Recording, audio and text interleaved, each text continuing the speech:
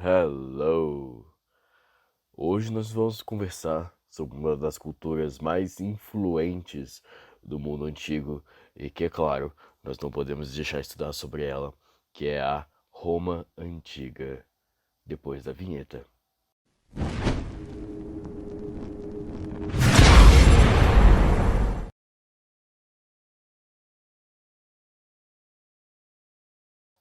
Então, para a gente poder começar a entender o paganismo na vertente romana, tá? Que é uma religião, que é uma cultura que nasceu no mundo antigo, né? E tem influências que perduram até hoje. A gente precisa entender primeiro a sua história como civilização. Daí então que a gente pode começar a ressaltar foi que a cultura romana existiu ao longo de quase 1200 anos de história, e o termo se refere à cultura da República Romana, que mais tarde virou o Império Romano, que em seu auge cobriu uma área da atual Baixada Escócia e Marrocos até o Eufrates, tá bom? A vida na Roma antiga, ela girava em torno da cidade de Roma, obviamente, e as suas famosas sete colinas e sua arquitetura monumental, como o Coliseu, o Fórum de Trajano e o Panteão. A cidade também tinha vários teatros e ginásios, além de muitas tabernas, banhos e bordéis. Em todo o território sob o controle de Roma antiga, a arquitetura residencial variava de casas muito modestas a vilas de campo, e na capital, Roma, havia residências imperiais no elegante Monte Palatino, de onde deriva a palavra palácio. Daí então a grande maioria da população vivia no centro da cidade, amontoada em blocos de apartamento que eles chamavam de insulae. A cidade de Roma foi a maior megalópole da época, com a população que pode muito bem ter ultrapassado 1 milhão de pessoas, ou com uma estimativa de ponta de 3,6 milhões de pessoas e uma estimativa de baixa de até 450 mil pessoas. Um proporcional substancial da população sob a jurisdição da cidade vivia em inúmeros centros urbanos com população de menos de 10 mil pessoas e vários assentamentos militares, uma taxa de urbanização muito alta para os padrões pré-industriais. A parte mais urbanizada do império foi a Itália, que teve uma taxa de urbanização estimada de até 32%, a mesma taxa de urbanização da Inglaterra em 1800. A maioria das cidades e vilas romanas tinham um fórum, templos e mesmo tipo de edifícios em uma escala menor, como encontrados em Roma. A grande população urbana exigia um suprimento infinito de alimentos, o que era uma tarefa de logística complexa, incluindo a aquisição, transporte, armazenamento e distribuição de alimentos para Roma e outros centros urbanos ali vizinhos. As fazendas italianas forneciam vegetais e frutas, mas também peixe e carnes eram luxos. Aquedutos foram construídos para levar água aos centros urbanos e vinho e óleo foram importados da Espanha, Gália e África. O comércio entre as províncias do Império Romano era muito grande, pois as estradas e as tecnologias de transporte eram muito eficientes. Os custos médios de transporte e tecnologia eram comparáveis aos da Europa do século XVIII.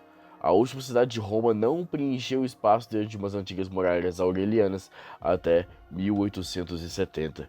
O centro da estrutura social primitiva, datando da época da cidade-estado tribal agrícola, era a família, que não apenas marcada pelas relações biológicas, mas também pela relação legalmente construída para pátria potestas. O pater familias era o chefe absoluto da família.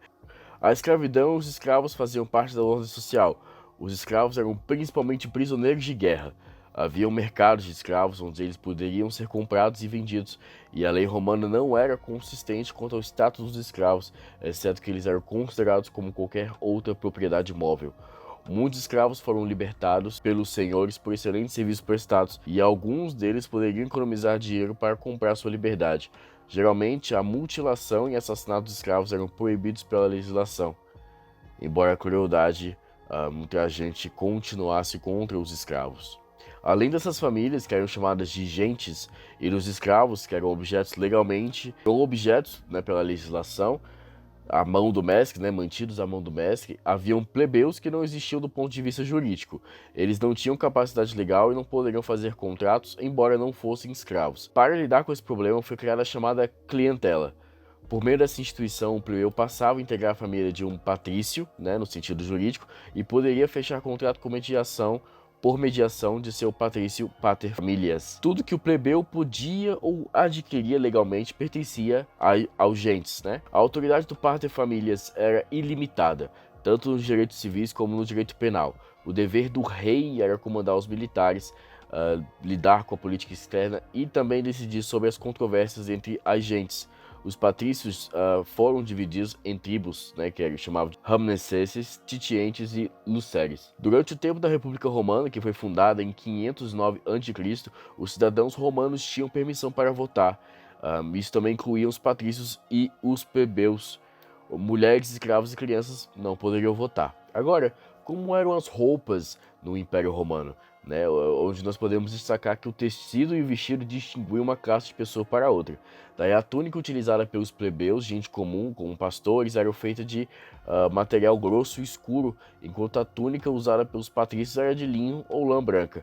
O magistrado usaria a túnica angusticlave. Os senhores usavam túnicas com listras roxas, né, que chamavam de clave, e chamavam de túnica laticlave. As túnicas militares eram mais curtas do que as usadas por civis. Os vários tipos de togas também foram nomeados. Os meninos, até a festa da Liberalia, usavam a toga partexta. Era uma toga com borda carmesim ou púrpura, também usada por magistrados em exercício. A toga virilis, ou toga pura, ou toga de homem, era usada por homens que haviam atingido a maioridade para significar sua cidadania em Roma. Daí a toga picta era usada por generais triunfantes e tinham bordados de suas habilidades no campo de batalha. A toga pulha era usada durante o luto. Até os calçados indicavam o status social de uma pessoa. Os patrícios usavam sandálias vermelhas e laranja, os senadores usavam calçados marrons, os cônsules usavam sapatos brancos e soldados usavam botas pesadas. As mulheres usavam sapatos fechados em cores como branco, amarelo ou verde. A bula era um amuleto semelhante a um medalhão usado por crianças. Quando estava para se casar, a mulher doava sua bula, às vezes chamada de parta, aos deuses da casa, junto com seus brinquedos, para significar maturidade e feminilidade. Agora falando um pouco mais sobre as comidas do Antigo Império Romano, né, desde o início da República de Roma, que foi iniciada em 200 anos a.C., os antigos romanos tinham hábitos alimentares muito simples. A comida simples era geralmente consumida por volta das 11 horas e consistia em pão, salada, azeitona, queijo, frutas, nozes e carnes frias que sobravam do jantar da noite anterior. O desjejum chamava-se ientaculum, o almoço era pradium e o jantar chamava-se cena. Os aperitivos eram chamados de gustatio e a sobremesa secunda mensa, ou segunda mesa. Normalmente, um cochilo ou um descanso se seguia a isso. A família comia junta, sentada em banquinhos ao redor de uma mesa, e mais tarde uma sala de jantar separada com um sofá de jantar foi projetada, chamada de triclínio. Os dedos eram usados para pegar alimentos que eram preparados de antemão e lavados para os comensais. As colheres eram usadas para sopas. O vinho em Roma não se tornou comum ou produzido em massa até 250 anos antes de Cristo, e era mais comumente produzido na época de Catão, o Velho, que menciona em seu livro de Agricultura que o vinho era o aspecto mais importante de uma boa fazenda, e o vinho era considerado uma bebida básica consumida em todas as refeições e ocasiões por todas as classes e era bastante barato na época. No entanto, era sempre misturado com água. Esse era o caso mesmo durante eventos noturnos de bebidas explícitos, né, que chamavam de comissatio, onde uma parte importante da festa era para escolher um árbitro bibendi, que é o juiz de bebida, como chamavam, que era, entre outras coisas, responsável por decidir a proporção de vinho ou água no vinho bebendo. As proporções de vinho que eles usavam como medida é de 1 para 2, 1 para 3, 1 para 4, que eram constantemente utilizadas. Agora, como era a escolaridade no Antigo Império Romano?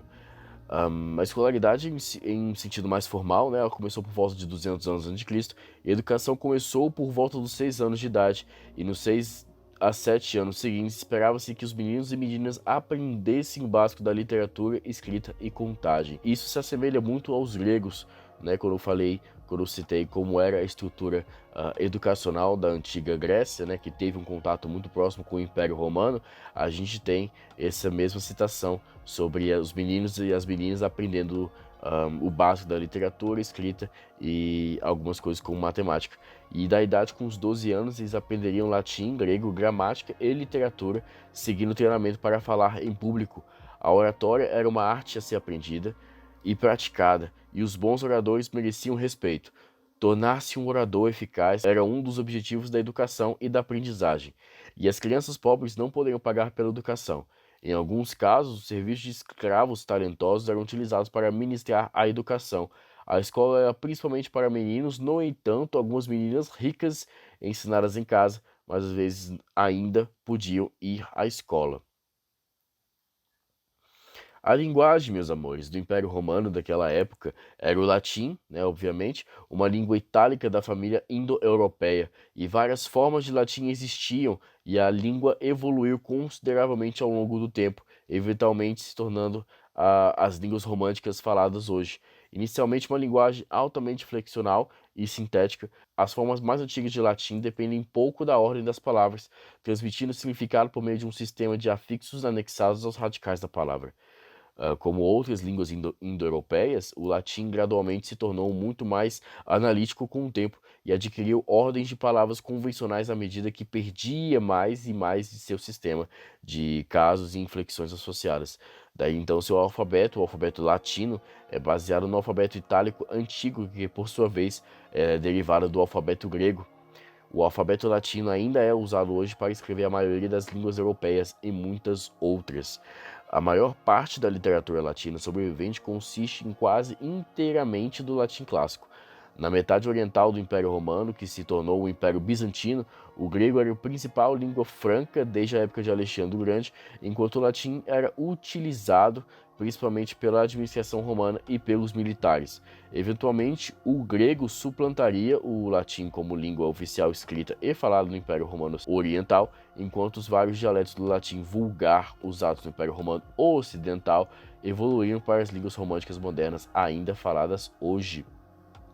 A expansão do Império Romano espalhou o latim por toda a Europa, e com o tempo o latim vulgar evoluiu e dialetou-se em diferentes locais, mudando gradualmente para uma série de línguas românticas distintas, começando por volta do século IX. Muitas dessas línguas, incluindo francês, italiano, português, romeno e espanhol, floresceram e as diferenças entre elas cresceram com o tempo. Embora o latim seja uma língua extinta, com muitos poucos falantes fluentes contemporâneos, ela continua sendo usada em várias maneiras. Em particular, o latim sobreviveu por meio do latim eclesiástico, a língua tradicional da Igreja Católica Romana, e uma das línguas oficiais da Cidade do Vaticano. Embora distinta do latim clássico e vulgar em vários aspectos, o latim eclesiástico era mais estável do que o latim medieval típico, mas sensibilidades clássicas eventualmente ressurgiram na Renascença com o latim humanista. Devido à prevalência do cristianismo e à influência duradoura da civilização romana, o latim se tornou a língua franca da Europa Ocidental, uma língua utilizada para cruzar as fronteiras internacionais, como para o uso acadêmico e diplomático. Tá? Então, um profundo conhecimento do latim clássico e uma parte padrão do currículo educacional em muitos países ocidentais até meados do século XX e ainda é ensinado em muitas escolas ainda hoje. Embora tenha sido suplantado nesse aspecto pelo francês no século XIX e pelo inglês no século XX, o latim continua a ter um uso pesado na terminologia religiosa, jurídica e científica e na academia em geral. A literatura romana foi desde seu início fortemente influenciada por autores gregos. Algumas das primeiras obras descobertas atualmente são de epopeias históricas contando a história militar inicial de Roma. Com a expansão da República, os autores começaram a produzir poesia, comédia, história e tragédia. Os gregos e romanos fundaram a história e tiveram grande influência na forma como a história é escrita hoje. Catão o Velho foi um senador romano, bem como o primeiro homem a escrever história em latim. Embora teoricamente oposto à influência grega, Catão o Velho escreveu o primeiro livro didático da retórica inspirado no grego em latim e combinou versos da história grego e romana em um método que combina os dois. Uma das grandes realizações históricas de Catão foram as Origens, né, que narra a história de Roma, de Enéas até seus dias, para esses documentos agora que estão perdidos. No segundo e no início do primeiro século a.C., foi feita uma tentativa liderada por Catão de usar os registros e tradições que foram preservados a fim de reconstruir todo o passado de Roma. Os historiadores empenhados nessa tarefa, tão frequentemente chamados de analistas, o que implica em seu escrito seguir mais ou menos uma ordem cronológica. Esta obra ocupou 80 livros e ficou conhecido como Annales Maximi. A composição registrava os eventos oficiais do Estado, como eleições de comandos, negócios cívicos, províncias e de culto, estabelecidos em arranjos formais ano a ano. Durante o reinado dos primeiros imperadores de Roma, houve uma época de ouro da literatura histórica.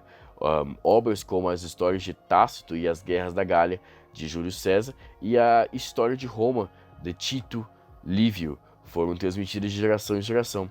Vale ressaltar aqui que, no caso de Tito Livio, foram transmitidas de geração para geração, né, como falamos agora. Mas, infelizmente, no caso de Tito Livio, muito do roteiro se perdeu e ficou com apenas algumas áreas específicas, como a fundação da cidade, a guerra com Aníbal e as suas consequências. A prosa romana ela desenvolveu sua sonoridade, dignidade e ritmo na fala persuasiva. A retórica já havia sido a chave para muitas grandes conquistas em Atenas. Então, depois de estudar os gregos, os romanos classificaram a oratória como um assunto e uma profissão. Os discursos escritos foram das primeiras formas de escrita na prosa romana antiga. Em outras formas de escrita, a prosa no futuro foram influenciadas por isso. 16 livros com cartas de Cícero sobreviveram, todos publicados por seu secretário após a morte de Cícero, Tito. As cartas de Cícero são vastas e variadas e fornecem retratos de personalidades dessa época. A personalidade de Cícero é mais claramente revelada, emergindo como um homem vaidoso, vacilante e snob.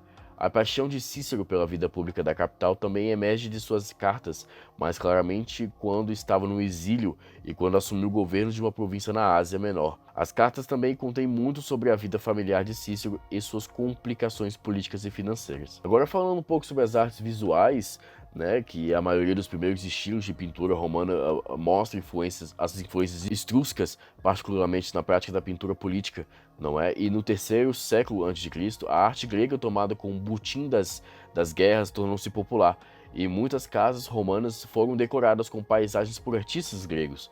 As evidências dos restos mortais em Pompeia, por exemplo, mostram diversas influências de culturas que abrangem o mundo romano. Um dos principais estilos romanos dignos de nota era a incrustação, que as paredes internas das casas eram pintadas de modo a assemelhar um mármore colorido. Outro estilo consistia em pintar interiores como paisagens abertas, né, com cenas altamente detalhadas de plantas, animais e edifícios.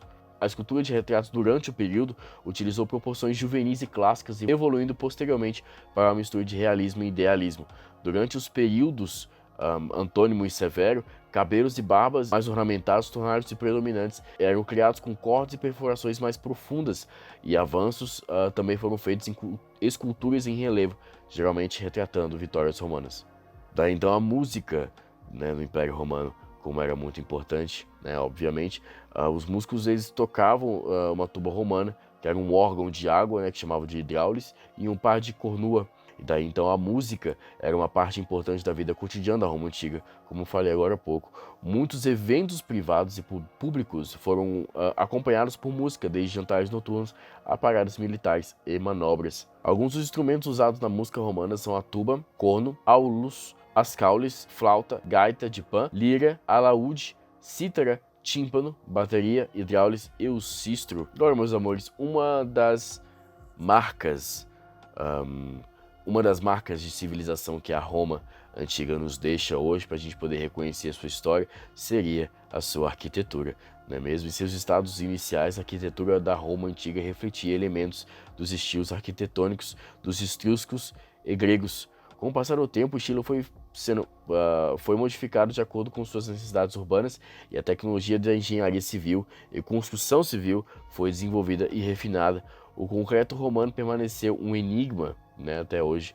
É meio misterioso como eles faziam, e mesmo depois de mais de 2000 anos, algumas estruturas romanas antigas ainda se mantêm magnificamente de pé, como o Panteão, como as maiores cúpulas de vão único do mundo, localizado no distrito comercial de hoje, Roma.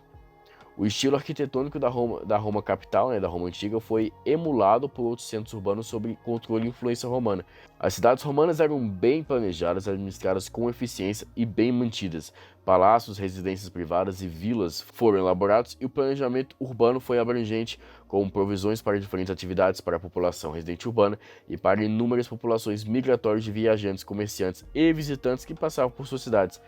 Marcus Polio um tratado de arquiteto romano do século I a.C.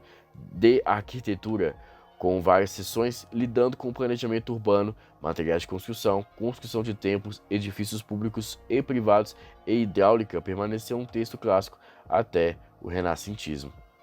Agora uma pincelada rápida sobre o esporte e o entretenimento, que era algo também, um outro tipo de marca que Roma deixa no mundo antigo. A antiga cidade de Roma tinha um lugar chamado Campus, uma espécie de campo de treinamento para soldados romanos que ficava perto do Tibre. E mais tarde, o campus se tornou o playground de atletismo de Roma, que até Júlio César e Augustus teriam frequentado.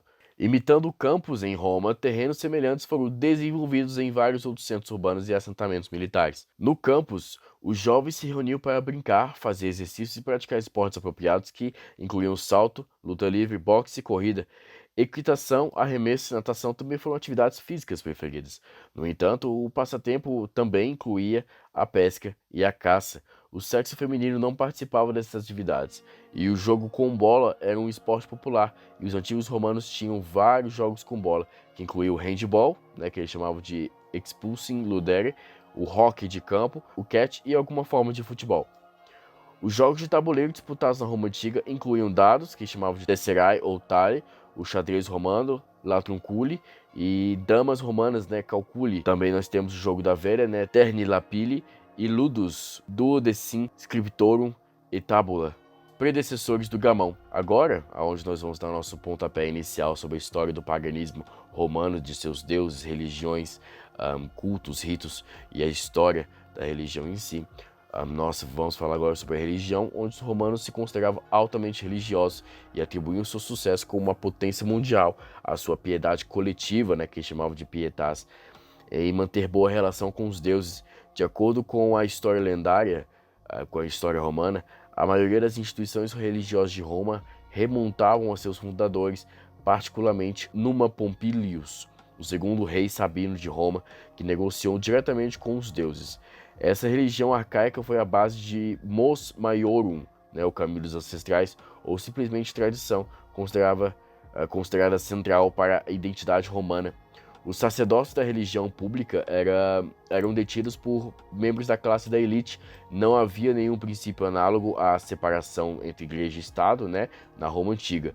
Durante a República Romana, que vai de 509 a.C. até 27 a.C., os mesmos homens que foram eleitos funcionários públicos serviram como augures e pontífices. Os padres se casaram, criaram famílias e levaram uma vida politicamente ativa.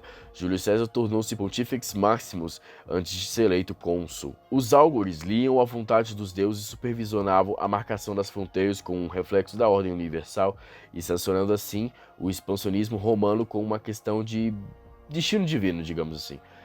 O triunfo romano foi, em sua essência, uma procissão religiosa na qual o general vitorioso demonstrou sua piedade e sua disposição de servir ao bem público, dedicando uma parte de seus despojos aos deuses, especialmente Júpiter, que personificava o governo justo. Agora, fazendo um pequeno corte aqui, agora nós estamos falando sobre Júpiter, que era cultuado no paganismo romano, e Júpiter tem a representação grega como Zeus, rei dos deuses, que nós vamos falar em um vídeo mais específico. Como resultado das guerras púnicas, que vai de 264 a 146 a.C., quando Roma lutou para estabelecer como uma potência dominante, muitos novos templos foram construídos por magistrados em cumprimento a uma promessa feita a uma divindade para garantir seu sucesso militar. A religião romana era, portanto, poderosamente pragmática e contratual, baseada no princípio de ut des, eu dou para que você dê. A religião pretendia de conhecimento e da prática correta da oração, do ritual do sacrifício, não da fé ou do dogma, embora a literatura latina preservasse a especulação erudita sobre a natureza do divino e sua relação com os assuntos humanos. Mesmo os mais céticos entre a elite intelectual de Roma, como Cícero, por exemplo, era um augure, viu a religião como uma fonte de ordem social. Para os romanos comuns, a religião fazia parte da vida diária. Cada casa tinha um santuário doméstico na qual orações e libações às divindades domésticas da família eram oferecidas. Santuários de bairro e lugares sagrados, como nascentes e bosques, pontilhavam a cidade. O calendário romano foi estruturado em torno das observâncias religiosas. Na era imperial, até 135 dias do ano eram decididas as festas religiosas e jogos, né, que chamavam de ludi. E alguns ritos públicos podiam ser conduzidos por apenas mulheres, e mulheres formavam o que talvez seja o sacerdócio mais famoso de Roma, as virgens vestais, apoiadas pelo Estado, que cuidavam do lar sagrado de Roma por séculos, até serem dissolvidos sob o domínio cristão. Uma maneira pela qual Roma incorporou diversos povos foi apoiando sua herança religiosa, construindo templos para divindades locais que enquadravam sua teologia dentro da hierarquia da religião romana. Inscrições de todo o Império Romano registraram a adoração lado a lado de divindades locais e romanas, incluindo dedicatórias feitas pelos deuses romanos locais. Aqui eu falei sobre isso também no livro sobre a cultura celta, né? Quando nós temos o contato entre os celtas e romanos, nós temos também a mesclagem de sua religião, onde há esculturas, há registros que mostram deuses, divindades celtas junto com deuses e divindades romanas, tá bom? No auge do Império Romano, inúmeras divindades internacionais foram cultivadas em Roma e levadas até mesmo às províncias mais remotas, entre elas Cibele, Ísis, Osíris, Serapis e Epona, e deuses do monismo solar, como Mitra e o Sol Invictus, encontrado no extremo norte da Grã-Bretanha romana. Constantino governou o Império Romano como o único imperador pelo resto de seu reinado. Alguns estudiosos alegam que seu objetivo principal era obter a aprovação unânime e submissão à sua autoridade de todas as classes e, portanto, escolheram o cristianismo para conduzir sua propaganda política, acreditando que a religião mais apropriada que poderia se enquadrar no culto imperial. E apesar disso, né, sob o governo de Constantino, o cristianismo se expandiu por todo o império, lançando a era do domínio da igreja cristã sobre a dinastia constantiniana. No entanto, se o próprio Constantino se converteu sinceramente à religião cristã ou permaneceu leal ao paganismo ainda é uma questão que os estudiosos e historiadores debatem ainda hoje em dia, né? A sua conversão formal ao cristianismo em 312 é quase universalmente reconhecida entre os pesquisadores e historiadores. Apesar de ter sido batizado apenas em seu leito de morte pelo bispo ariano Eusébio da Nicomédia, as reais razões por trás disso permanecem desconhecidas e são debatidas também. De acordo com Hans Paul Sander, professor emérito da História da Universidade de Albany, a conversão de Constantino foi apenas mais um instrumento de realpolitik em suas mãos, destinados a servir a seus interesses políticos e manter o Império unido sob seu controle. Daí então, continuando, o imperador e filósofo neoplatônico Juliano, o apóstata, fez uma breve tentativa de restaurar a religião tradicional e o paganismo e reafirmar o status especial do judaísmo, mas em 391, sob Teodósio I, o cristianismo niceno tornou-se igreja oficial do Império Romano, à exclusão de todas as outras igrejas cristãs e religiões helenísticas, incluindo a própria religião romana. Pedidos de tolerância religiosos tradicionalistas, como o senador Symmachus, que faleceu em 402, foram rejeitados, e o monoteísmo cristão tornou-se uma característica da dominação imperial. Tanto os hereges quanto os não cristãos estavam sujeitos à exclusão da vida pública ou perseguição, mas apesar do declínio do politeísmo greco-romano, a hierarquia religiosa original de Roma e muitos aspectos de seu ritual influenciaram a religião cristã como um todo. As crenças e práticas cristãs também sobreviveram nos festivais cristãos e nas tradições locais. Agora, para a gente poder finalizar o nosso vídeo sobre a cultura romana, né, para a gente poder adentrar ao paganismo da cultura romana, a gente vai pincelar nosso tema final, a filosofia da Roma Antiga, que ela foi fortemente influenciada pelos gregos antigos e pelas escolas da filosofia helenística, e, entretanto, desenvolvimentos únicos nas escolas filosóficas de pensamento ocorreram durante o período romano também. O interesse pela filosofia foi despertado pela primeira vez em Roma em 155 a.C. e foi uma embaixada ateniense consistindo do cético acadêmico Carneades, do estoico Diógenes e do peripatético crítico. Durante esse tempo, Atenas declinou como centro intelectual de pensamento, enquanto novos locais como Alexandria e Roma hospedavam uma variedade de discussões filosóficas.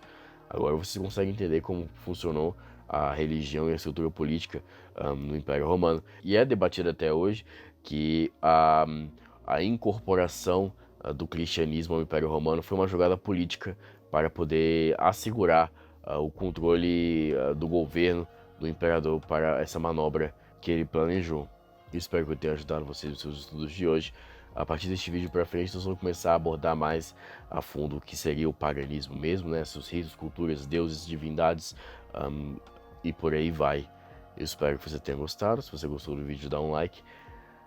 E não se esqueça de se inscrever no canal. Tenham todos um ótimo dia.